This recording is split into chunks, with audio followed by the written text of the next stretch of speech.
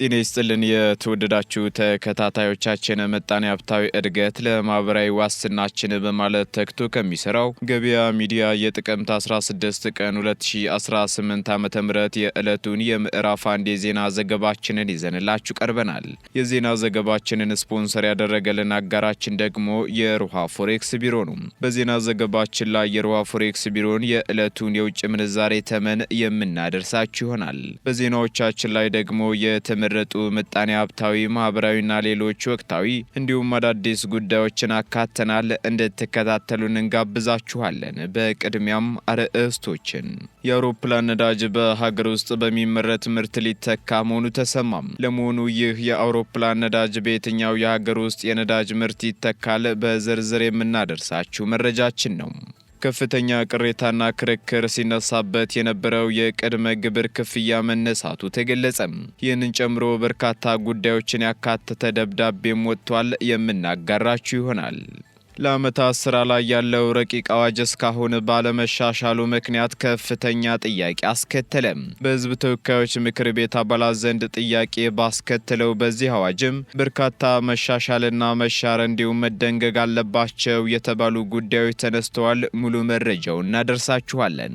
በአይኤምኤፍ ስሌትና ትንበያ መሰረት ይፋ የሆነውን የ2025 የኢትዮጵያ ሀገራዊ እድገት ተከትሎ ባለሙያዎች የተናገሩት መረጃ አነጋጋሪ ሆኗል። በዝርዝር የምናጋራችሁ መረጃችን ነው። የተወደዳችሁ የገበያ ሚዲያ ተከታታዮቻችን እነዚህንና ሌሎች ኢኮኖሚያዊና ማህበራዊ መረጃዎቻችንን ይዘንላችሁ ቀርበናል። አዳዲስ እንዲሁም ትኩስ ኢኮኖሚያዊና ማህበራዊ መረጃዎቻችንን ለማግኘት ታዲያ የገበያ ሚዲያን እንድትወዳጁ እየጋበዝን በዝርዝር ወደምንመለከታቸው መረጃዎቻችን እናልፋለን። ታላቅ የምስራች ካንጋፋው ጊዮን ጋዝ እህት ኩባንያ ጊዮን ሆምስ ቀረበለው። በመሃል ከተማ ወሎ ሰፈር 20 ሺህ ካሬ ሜትር ላይ እያስገነባ በሚገኘው ዘመናዊና ቅንጡ ኮምፓውንድ ውስጥ ሽያጭ ላመለጣችሁና አዲስ ቤት ገዢዎች በሙሉ ከባለ 1 እስከ ባለ 4 መኝታ አፓርታማዎችን ያካተትን ሲሆን ከ10 በመቶ ቅድመ ክፍያ ማለትም ከ987 ሺህ ብር ጀምሮ የግሎ ማድረግ ይችላሉ። ኮምፓውንዳችን የመሮጫ ትራክ፣ የመዋኛ ገንዳ፣ የልጆች መጫወቻ ስፍራ፣ ጂምና ስፓ፣ ሌሎች መሰረታዊ የሚባሉ የከርሰ ምድር ውሃ፣ ስታንድ ባይ ጄኔሬተር፣ በቂ መኪና ማቆሚያና ሌሎችንም አካቷል። ታዲያ ቀድሞ ለሚመጡ ደንበኞች 10 ቤቶች ብቻ በዚህ ዋጋ ይስተናገዳሉ። ለበለጠ መረጃ ወይም ሳይት ለመጎብኘት በ0911 00 55 45 አሊያም በ0909 34 08 00 ላይ ይደውሉልን። ጊዮን ሆምስ። ዛሬ ጠዋት በሬክተር ስኬል 4.8 የተለካው የመሬት መንቀጥቀጥ የተከሰተው ከፈንታሌ ዙሪያ መሆኑን የዘርፉ ባለሙያዎች ተናገሩ። ዛሬ ጥቅምት 16 ቀን 2018 ዓ.ም በፈንታሌ ዙሪያ የመሬት መንቀጥቀጥ የተከሰተ ሲሆን ንዝረቱም ደግሞ ከጠዋቱ 2 ሰዓት ከ24 ደቂቃ ላይ በአዲስ አበባ የተለያዩ አካባቢዎችም ተሰምቷል። የዛሬውን የመሬት መንቀጥቀጥ አስመልክተው ማብራሪያ የሰጡት የአዲስ አበባ ዩኒቨርሲቲ የጂኦፊዚክስ ስፔስ ሳይንስና አስትሮኖሚ ኢንስቲትዩት ተመራማሪ የሆኑት ፕሮፌሰር አታላይ አየለ የዛሬው የመሬት መንቀጥቀጥ የተከሰተው ከፈንታሌ ዙሪያ ነው ብለው በሬክተር ስኬል ደግሞ 4.8 የተለካ መሆኑን ተናግረዋል። ክስተቱም የተከሰተው ደግሞ 2 ሰዓት ከ24 ደቂቃ መሆኑን አስረድተው በብዙ ከተሞችም ተሰምቷል ብለው ነገር ግን የፈንታሌ ረገብ ያለ የሚባል አይደለም ማለታቸውን ቲግቫህ ኢትዮጵያ አስነብቧል። በተጨማሪም በቅርቡ በትግራይ ክልል በተደጋጋሚ መከሰቱንም ጠቅሰው ወደ ሐውዜንና ውቅሮ ምስራቃዊ ክፍል በተደጋጋሚ ከፍተኛው 5.6 የተለካ መሬት መንቀጥቀጥ ተከስቷልም ብለዋል። እንዲሁም ዛሬ ከጠዋቱ 2 ሰዓት ከ24 ደቂቃ ላይ በአፋር፣ በሸዋሮቢት፣ በደብረ ሲና፣ በደብረ ብርሃን፣ በአዲስ አበባ፣ በኮምቦልቻ፣ በምንጃርና በአዳማ ከበድ ያለ የመሬት መንቀጥቀጥ ተከስቷል።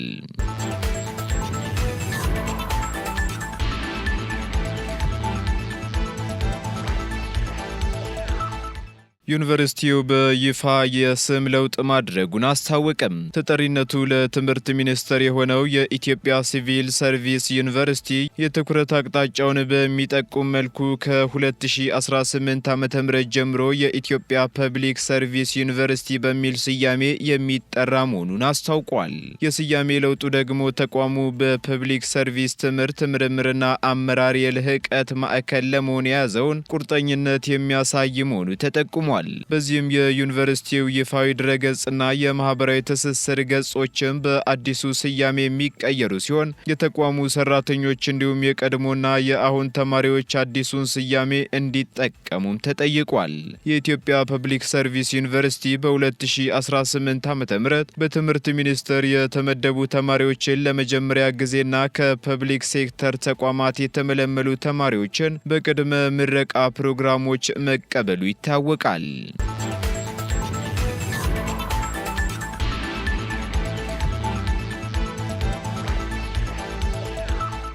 በአይኤምኤፍ ስሌትና ትንበያ መሰረት የ2025 የኢትዮጵያ ሀገራዊ እድገት 7.2 በመቶ ይሆናል ተባለም። ዓለም አቀፉ የገንዘብ ድርጅት አይኤምኤፍ ሊጠናቀቅ ወራቶች በቀሩት እንደ አውሮፓውያኑ አቆጣጠር 2025 የኢትዮጵያ ኢኮኖሚ እድገት 7.2 ይሆናል ተብሎ እንደሚጠበቅ አስቀምጧል። ይህ እድገትም የኢትዮጵያን ኢኮኖሚ ከሰሃራ በስተደቡብ ካሉ የአፍሪካ ሀገራት በፍጥነት እያደጉ ካሉት አንዱ ሆኖ እንዲቀጥል ያደርገዋል ሲልም አስታውቋል።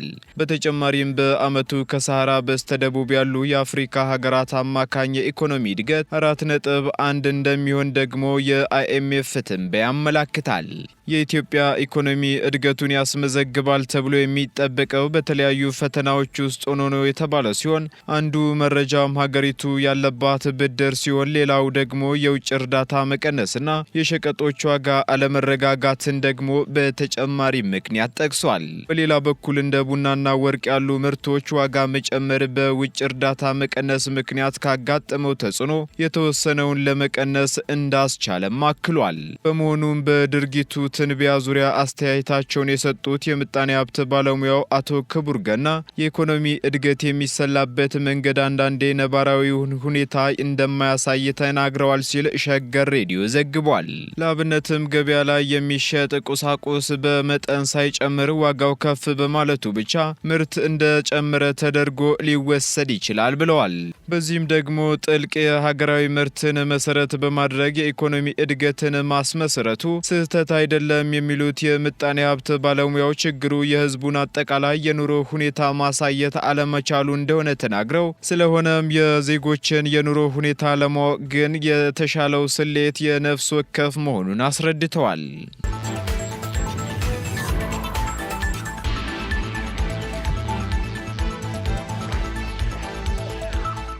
ረቂቅ አዋጁ ባለመሻሻሉ ምክንያት ከፍተኛ ጥያቄ ማስነሳቱ ተገለጸም። ረቂቅ አዋጁ ላለፉት 55 ዓመታት ባለመሻሻሉ ቁጥጥር ሊደረግባቸው የሚገባ በርካታ ተባዮች ወደ ሀገር ውስጥ እየገቡ በመሆናቸውና ውጤታማ ባልሆነው የተባይ ቁጥጥርና መከላከል ስራዎች ምክንያት የገበያ ተደራሽነት በመጥፋቱ ጥንቃቄ በጎደለው የጸረ ወባ አረጫጨት ምክንያት በሰው በአካባቢና በእንስሳት ላይ የሚደርሰው ተጽዕኖ በመጨመሩ እንዲሁም የምግብ ዋስትናን ለማረጋገጥ የሚደረገው ጥረት ላይ እንቅፋት በመፍጠሩ ተባዮችን ለመከላከል ምርትና ምርታማነትንና ጥራትን ለመጠበቅ ያስችላል የተባለው ረቂቅ አዋጅ ለሕዝብ ተወካዮች ምክር ቤት ቀርቦ ውይይት ተደርጎበታል። በዚህም ረቂቅ አዋጁ በሀገር ውስጥ ለሚገኙና ከህብረተሰቡ ጋር አብረው ረጅም ጊዜ ለቆዩ መደበኛ ተባዮች ቁጥጥርና ትኩረት የሚሰጥ አይደለም የሚል ጥያቄም ተነስቶበታል። በኢትዮጵያ የግብርና ባለስልጣን የእጽዋት ጥበቃ አማካሪና የረቂቅ ህጉ አርቃቂ አቶ ተክሉ ባይሳ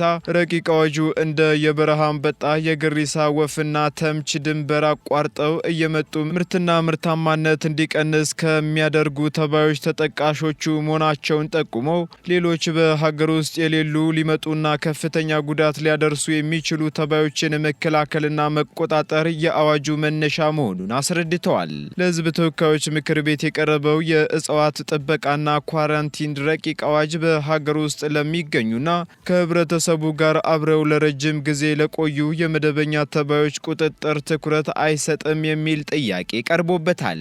የህዝብ ተወካዮች ምክር ቤት ጽህፈት ቤት ህግ ማዕከል ጥያቄውን ያቀረበው በአምስት ክፍሎች ተከፋፍሎ 26 አንቀጾችና 149 ንዑስ አንቀጾችን በያዘው የእጽዋት ጥበቃና ኳራንታይን ረቂቅ አዋጅ ላይ ጥቅምት 12 ቀን 2018 ዓ.ም የአስረጂ ውይይት በተደረገበት ወቅት ነው። የህግ ማዕከሉ የአዋጁን ዝግጅት አስመልክቶ ባቀረበው ጥያቄም የመደበኛ ተባይ ክትትል በወረርሽኝ ደረጃ እስካልተከሰተ ድረስ ኃላፊነቱ የአርሶ አደርና የአርብቶ አደሮች መሆኑን ጉዳቱን የመቀነስ ስራም ራሳቸው እንዲያከናውኑ መደንገጉን ገልጿል።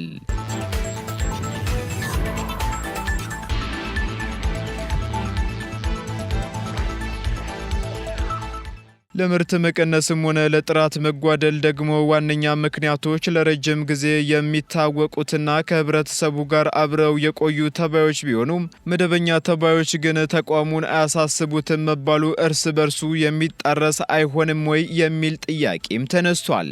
ማንኛውም በሀገር ውስጥ ስለተከሰተ አዲስ ተባይ ያወቀ ሰው ለባለስልጣኑ መረጃ የመስጠትና የማሳወቅ ግዴታ እንዳለበት በረቂቁ ተጠቅሶ ነገር ግን መረጃውን ያገኘ ሰው ባለስልጣኑ ባያሳውቅ የሚወሰድበት እርምጃ አለመደንገጉንም በተመለከተ ደግሞ ጥያቄ ያቀረበው የግብርና ጉዳዮች ቋሚ ኮሚቴ መሆኑን ሪፖርተር ጋዜጣ አስነብቧል።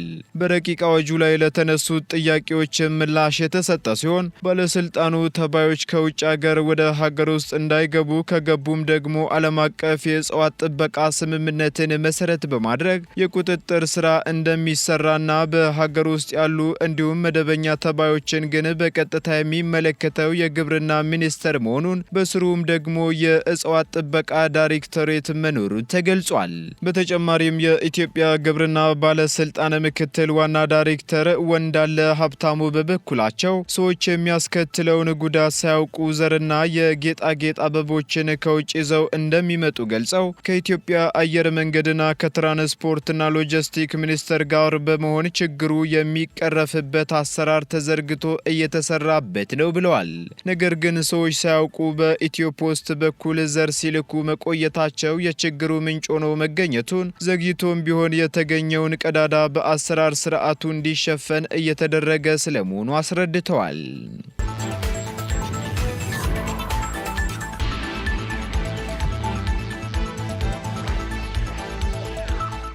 አከራካሪ የነበረው የቅድመ ግብር ክፍያ መነሳቱ ተገለጸ።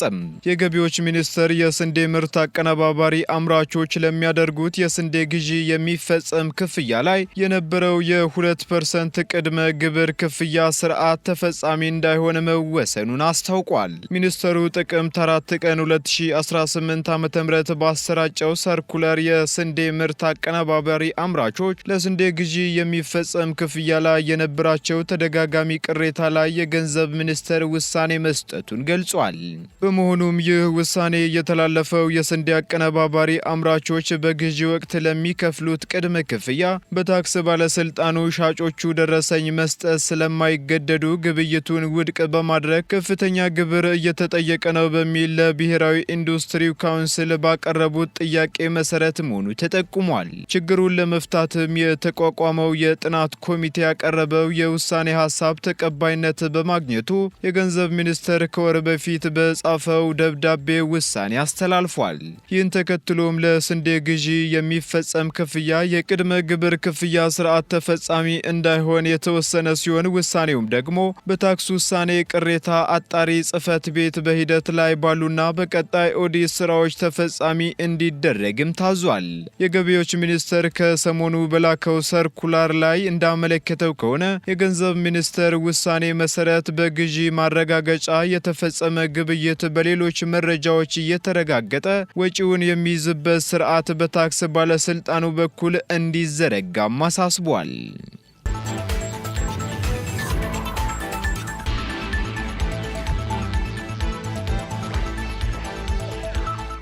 ቀጥለናል። ውድ ተከታታዮቻችን ወደ መጨረሻው ዝርዝር መረጃችን ስንሸጋገር የአውሮፕላን ነዳጅ በሀገር ውስጥ በሚመረት ምርት ሊተካ መሆኑ ተገልጿል። የኢትዮጵያ አየር መንገድ ከአጠቃላይ ወጪው ከፍተኛ ድርሻ የሚይዘውን የአውሮፕላን ነዳጅ ዘላቂነት ባለው የአውሮፕላን ነዳጅ መተካት የሚያስችል የመግባቢያ ስምምነት መፈጸሙን አስታውቋል። በዚህም የማዕድን ኮርፖሬሽን ጥቅምት 14 ቀን 2018 ዓ.ም ከሰንበርድ ባዮ ኢነርጂ ኩባንያ ጋር ባዮፊውል ልማት ላይ በጋራ ለመስራት የሚያስችል የመግባቢያ ስምምነት ተፈራርሟል። በፊርማ ስነ ስርዓቱ ወቅትም የኢትዮጵያ አየር መንገድ ዋና ስራ አስፈጻሚን በመወከል የተገኙት የአየር መንገዱ የነዳጅ ግዢ ክፍል ዳይሬክተር አቶ ተመስገን ፈንታዬ አየር መንገዱ በዓመት ከሚያወጣቸው ከፍተኛ ወጪዎች መካከል የአውሮፕላን ነዳጅ መሆኑንና ይህም ደግሞ ከአጠቃላይ ወጪው 40% እንደሚሸፍን ተናግረዋል። ይህን የአውሮፕላን ነዳጅ ዘላቂነት ባለው የአውሮፕላን ነዳጅ አቅርቦት ለመተካት አየር መንገዱ ዝግጁ መሆኑን ገልጸው ዋናው ዝግጅት በእኛ በኩል ሳይሆን ነዳጁን በሚያመርቱት ድርጅቶች በኩል በመሆኑ እንደ ዋጋውና ምርቱ ጥራት ዛሬም መጀመር ይቻላል ብለዋል። አየር መንገዱ የሚጠቀምበትን የአውሮፕላን ነዳጅ ሲገዛ ከሚያወጣው ወጪ በተጨማሪ ለማጓጓዣ የሚያወጣው ወጪ ከፍተኛ መሆኑን በማንሳት ለአካባቢ ተስማሚ እንዲሆን ታስቦ የሚመረተው ዘላቂነት ያለው የአውሮፕላን ነዳጅ አገር ውስጥ ማምረት ከተቻለ ግን ይህ ወጪ በከፍተኛ ሁኔታ እንደሚቀንስም አስረድተዋል። የእንግሊዙ ሰንበርድ ባዮ ኤነርጂ ዋና ስራ አስፈጻሚ ሪቻርድ ቢኔት በበኩላቸው በሴራሊዮንና በዛምቢያ ያላቸውን ተሞክሮ በማሳያነት ጠቅሰው በኢትዮጵያ ከካሳቫ ተክል ሊያመርቱ ባቀዱት የባዮፊውል ምርት ሂደት ከስራ ዕድል ፈጠራ፣ ከውጭ የሚገባ ነዳጅን በሀገር ውስጥ ምርት በመተካት በኃይል ራስን ለመቻልና ቀጣይነት ያለው ኃይልን ለማምረት ከፍተኛ አስተዋጽኦ ይኖረዋልም ብለዋል። በተጨማሪም 60 ሚሊዮን ሊትር ባዮ ኢታኖል በዓመት ለማምረት ማቀዳቸውንና ለምርቱ ግብአትም የሚሆነውን ተክል ለማምረት 20 ሺህ ካሬ ሜትር ያስፈልጋል ተብሎ መታቀዱን ገልጸዋል። በሌላ በኩል ተክሉን ለማብቀል የተመረጡ አካባቢዎች ባይገለጹም ሊመረት የሚችልባቸው አካባቢዎች ግን ተለይተው ጥናት እየተከናወነባቸው ስለመሆኑ ተጠቁሟል።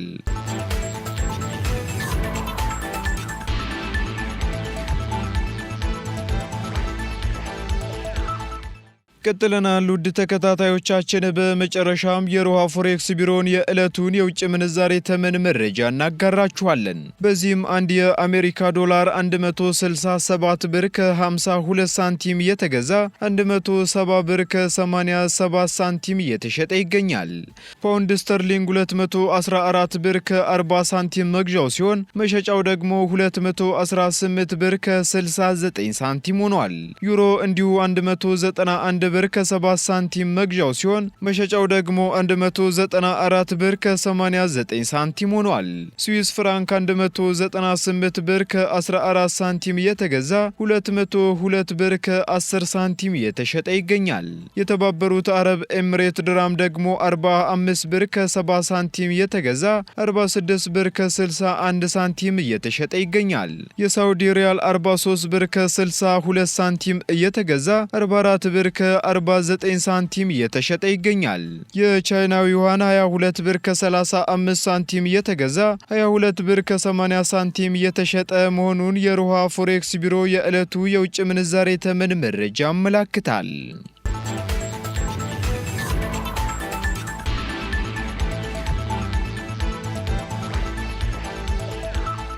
የተወደዳችሁ የገበያ ሚዲያ ተከታታዮቻችን ለምዕራፍ አንድ ያዝንላችሁ ኢኮኖሚያዊና ማህበራዊ መረጃዎቻችን እነዚህን ይመስሉ ነበር። አዳዲስ እንዲሁም ትኩስ ኢኮኖሚያዊና ማህበራዊ መረጃዎቻችንን ለማግኘት ታዲያ የገበያ ሚዲያን እንድትወዳጁ እንጋብዛለን። ሰናይ ጊዜን ተመኘን። ታላቅ የምስራች ካንጋፋው ጊዮን ጋዝ እህት ኩባንያ ጊዮን ሆምስ ቀረበለው። በመሃል ከተማ ወሎ ሰፈር 20 ሺህ ካሬ ሜትር ላይ እያስገነባ በሚገኘው ዘመናዊና ቅንጡ ኮምፓውንድ ውስጥ ሽያጭ ላመለጣችሁና አዲስ ቤት ገዢዎች በሙሉ ከባለ 1 እስከ ባለ 4 መኝታ አፓርታማዎችን ያካተትን ሲሆን ከ10 በመቶ ቅድመ ክፍያ ማለትም ከ987 ሺህ ብር ጀምሮ የግሎ ማድረግ ይችላሉ። ኮምፓውንዳችን የመሮጫ ትራክ፣ የመዋኛ ገንዳ፣ የልጆች መጫወቻ ስፍራ፣ ጂምና ስፓ፣ ሌሎች መሰረታዊ የሚባሉ የከርሰ ምድር ውሃ፣ ስታንድ ባይ ጄኔሬተር፣ በቂ መኪና ማቆሚያና ሌሎችንም አካቷል። ታዲያ ቀድሞ ለሚመጡ ደንበኞች 10 ቤቶች ብቻ በዚህ ዋጋ ይስተናገዳሉ። ለበለጠ መረጃ ወይም ሳይት ለመጎብኘት በ0911 00 55 45 አሊያም በ0909 34 08 00 ላይ ይደውሉልን። ጊዮን ሆምስ